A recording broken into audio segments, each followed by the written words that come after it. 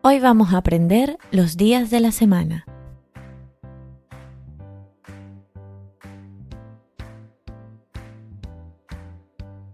Lunes, martes, miércoles, jueves, viernes, sábado, domingo.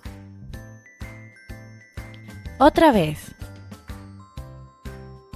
Lunes, martes, miércoles, jueves, viernes, sábado, domingo. Y antes de que te vayas, vamos con un par de pro tips. En español, no usamos la mayúscula para los días de la semana, a menos que el día de la semana esté al principio de la oración, como de hecho hacemos con cualquier otra palabra. Todos los días de la semana son sustantivos masculinos, así que solamente pueden ir acompañados de los artículos el y los.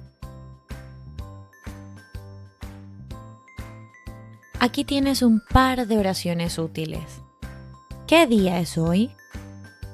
Hoy es, mañana es, ayer fue.